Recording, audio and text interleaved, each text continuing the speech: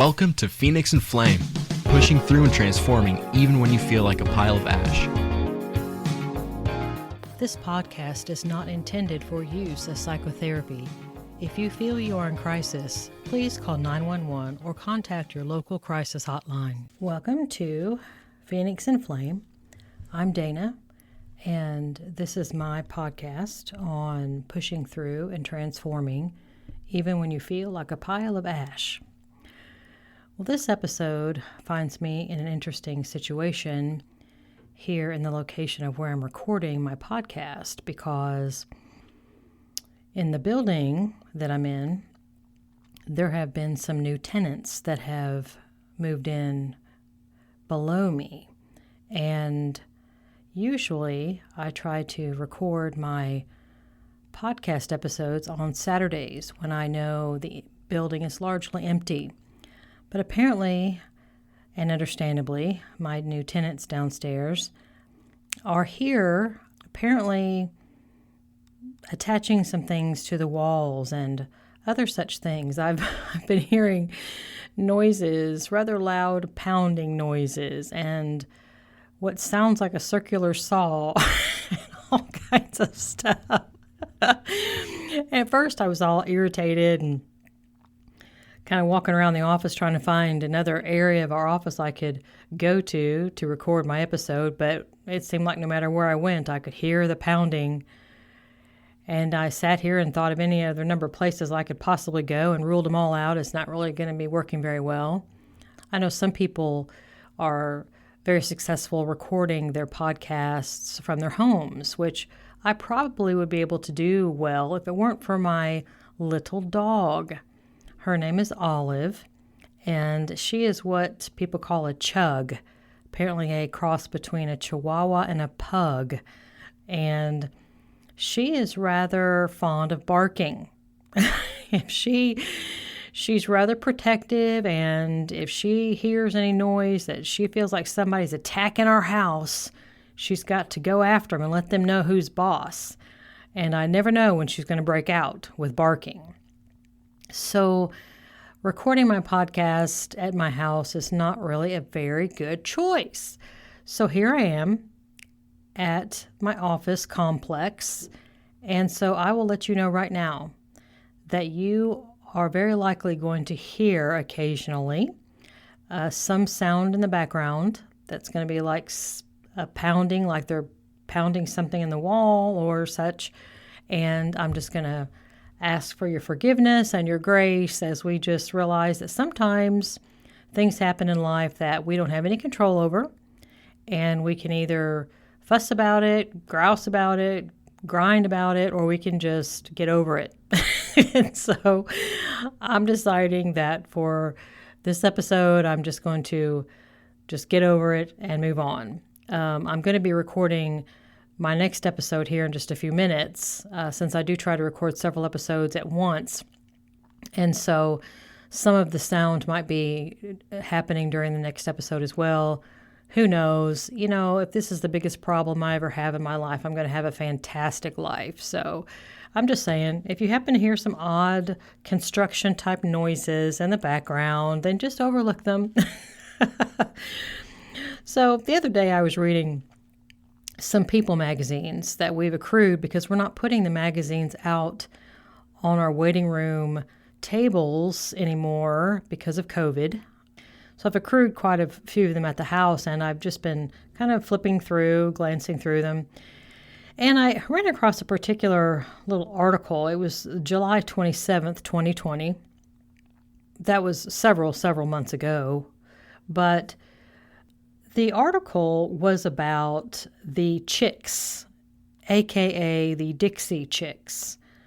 They changed their name, from what I could read from the article, because of some political reasons. They didn't like the word Dixie in their name anymore, so they took it out. But their first album that they've apparently recorded in more than a decade. I'm not a huge fan of the Dixie Chicks or the Chicks. I don't follow them a lot, so I didn't know when the last time they let out an album, but apparently it's been more than a decade. And this one is called Gaslighter. Now, I thought that alone would be definitely worth an episode, and that's what my next episode is going to be about, dealing with someone in your life who happens to be a gaslighter. Good times. But there was a comment in the article that I found interesting. It said, quote, "The outspoken trio remain unafraid of their critics," end quote. And so I thought it would be a neat episode just to talk about how unusual it is for us to be unafraid of our critics. I did want to point out there is a difference. They are a trio, and it is true that it is easier to face criticism when you are a part of a group, when you feel like the group is being criticized versus you as an individual. So I need to point that out, right here at the beginning. But having said that, the fear of being criticized can paralyze us with fear. I have conversations with my patients on a fairly regular basis. This comes up fairly regularly, this fear of being criticized. So it begs the question, what exactly are we afraid of? It is worth your time to ask yourself that question. If somebody says they don't like your clothing, okay, they don't like your clothing. And this is an exercise that I end up taking a lot of my patients through. We do have to ask ourselves, what exactly are we afraid of? What do we think is going to happen? Because clearly we think something is going to happen, or we wouldn't be afraid of being criticized. Sometimes I think that we feel like another person's opinion has more value than ours. If you're doing something, then it's probably because you want to do it, or you feel like you should or need to, and someone else comes along and they decide they don't like what you're doing, and they're going to criticize you for it. Well, they have a right to that. They have a right to their opinion. But so do you. So who's right? You think this, they think that. Okay. It's important to note that other people's opinions in most situations don't matter more than yours. There are some situations, if you're applying for a job, if it's somebody in authority or something, then clearly their opinion can matter more than yours. Let's put that out there. That's pretty logical. But we're just talking basically peer level. Your opinion holds as much weight as anyone else's opinion. So they may not agree with you, okay, and? So if someone else's opinion is different, does that make theirs right and yours wrong?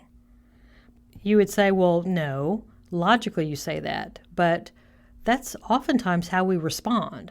When we're criticized, we react as if, because their opinion is different, that somehow means that our opinion is wrong because it has been criticized.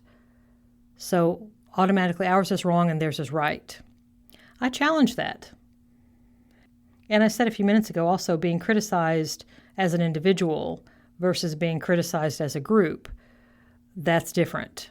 When you're pulled out there all by your lonesome, no one else around, and you get criticized, then that hurts more, that stings more, cuts deeper than if you're with a group. And also you have a situation, if you're being criticized, and you think of it from a group mentality, like the sociology of small groups, where you have alphas and betas. And alphas tend to be the ones that end up in leadership roles. The alphas tend to be the leaders that the betas follow. And in all small groups, you need alphas and you need betas. You need both.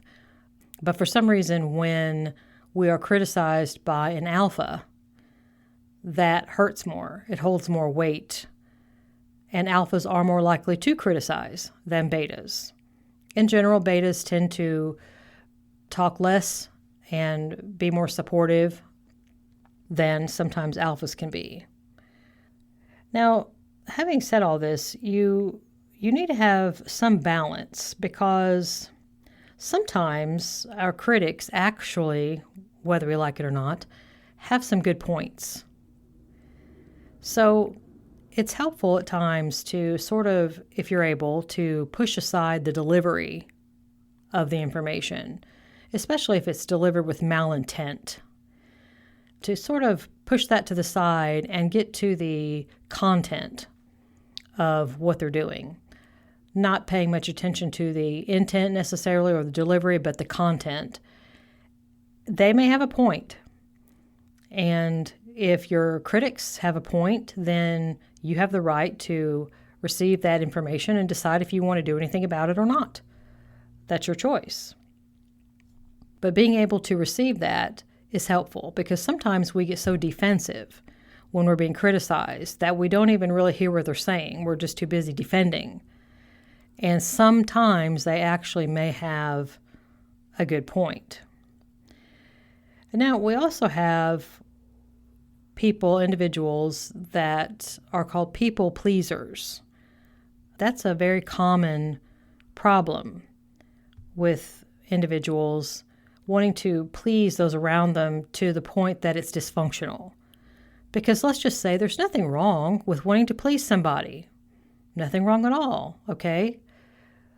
But if you're doing it to the extent that you are emptying yourself out of who you are as an individual so that you can please the other person, then we have an issue. I also do want to point out here, before I talk a whole lot more about the behavioral patterns of people-pleasing, is that sometimes when we're criticized, it's not so much what the other person is saying as it is our agreement with it. There is a book called The 4 Agreements, and I will put that in my show notes. That just kind of occurred to me, so I don't have the book right here with me, but it is called The 4 Agreements, and in my show notes I will put the author and everything. But one of the agreements listed I thought was very important, and it basically says that criticism coming toward us will only affect us if we somehow, down deep inside, secretly agree with the criticism. Let me give you an example. Like if I were talking to, a 45-year-old female who could possibly be, maybe she's 20 pounds overweight, whatever. And who isn't after COVID, to be honest? So if I were talking to her and I were to accuse her of being a big green gorilla, that probably would not keep her up at night. Even if I said it loudly with mean tone and a scowl on my face, that still probably wouldn't bother her very much, because she knows that she's not a big green gorilla. However, if I were to say, you know what, you're getting a little chunky there, aren't you? Getting a little thick around the middle there. Need to maybe do a little extra laps around the old track, eh? If I were to say that, now that would sting. That would stick with her. That would hurt. Not because I said it necessarily, but the impact of it was due to her belief that I was telling the truth, that what I said, she agreed with. So the agreement of something is crucial. Now, psychologically, I like this idea because if something is within ourselves, if we have an agreement within ourselves, then we can go dig that out and challenge it and look at it and really kind of figure out what we want to do. We can deconstruct it and rebuild it in a healthier way. So I'm always a big fan of anything we can find that resides within ourselves. But it is true. I mean, nobody likes being criticized, but you're not really going to be stinging from something unless down deep inside you sort of agree with what they're saying. So just keep that in mind. Now, the people-pleasing behavior pattern. It's basically where our emotions get attached, or we attach our emotions to someone else's. So like if they're upset, we're upset. So we have to keep them calm so we can be calm. It's like if we don't get their approval, then we're going to be upset. We have to get their approval so we'll feel accepted. It's this sticky thing where we don't really have the boundary there. And we'll talk about that here in just a minute, because that's key here with people pleasing. It's like I have to please the other person, and if they're not pleased, I can't calm down. If they don't like me, then I'm not likable. It's really giving them a whole lot more credit and authority than they have earned or deserve. Frequently, we're doing this because we haven't developed, for whatever reason. Most of the time, it's because of a difficult upbringing and or other abusive type situations where we're not sure if we're worthwhile. And this kind of gets back to the 4 agreements. It's like, okay, I need someone else to approve me and affirm me because I can't do it on my own. I need someone else to tell me that I'm worthwhile. I need someone else to treat me like I matter. I need someone else to approve of me and accept me because I don't have the ability to do it on my own. So I'm going to rely on someone else to do it. And so I have to please them. I have to make them happy because I need something from them. I need their affirmation. I need their approval. I need their acceptance. Why? Because I cannot do it on my own. They do not have the authority to say what you're worth or not worth. You are the only one with that. But that's hard to do. And I spend, countless hours and days with patients helping them to figure out how to affirm themselves when they have not been affirmed in their lives. And they do not feel like they're worth much because they've been the recipient of messages along the way that indicated they were not worth much, maybe treated by others around them that they were not worth much. And so that's what they believe. And the people pleasing is, what do I need to do for you so that you can give me what I need, which is affirmation, acceptance, approval, love. And so what it does is it attaches you to this other person with this like a sticky rope of connection. Well, when you have boundaries and you're able to develop healthier boundaries, and like I said before, and I say this in just about every one of my podcast episodes, you may need to get into a therapist to work out why it is that you have trouble affirming yourself. Some people that have difficulty with this also have difficulty setting boundaries, because if they're people pleasing to that pathological behavior pattern that I'm talking about, then they need that other person too much to set up a fence, to set up a boundary. And so it gets really confusing and frustrating. But if you're going to set up a boundary, then you begin to know that you do have your own thoughts, your own feelings, and your own opinions, and they matter as much as anybody else's. You are the one that needs to know that. And you have the right to express your thoughts and your feelings and your opinions as long as you do it in a respectful way. How other people respond back to you, although it may be uncomfortable, it's not your responsibility.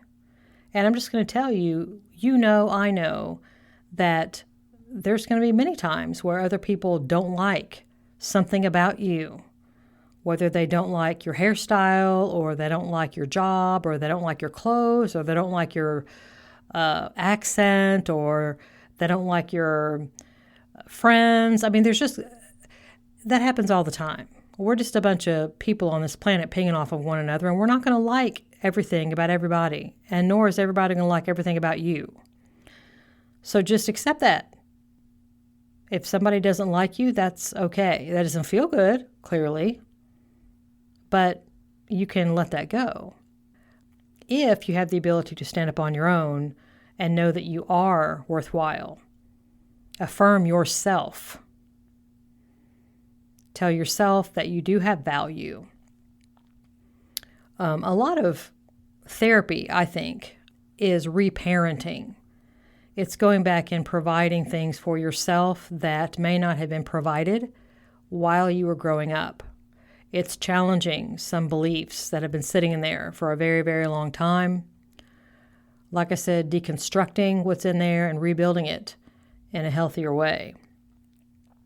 So some people will do what I call hold and blow. I affectionately call them my hold and blowers. They will hold information.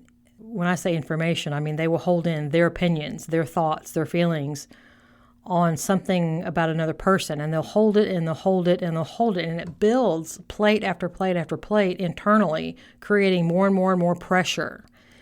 They're not sharing this information because what they anticipate coming when they do, which is criticism, disapproval, these types of things. And so they don't want to share those things.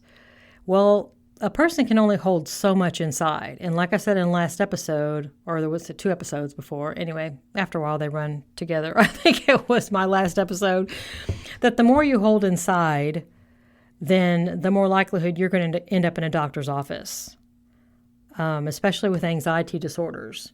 It's a lot of holding stuff inside, and your feelings especially, they are going to be expressed. Let me explain that.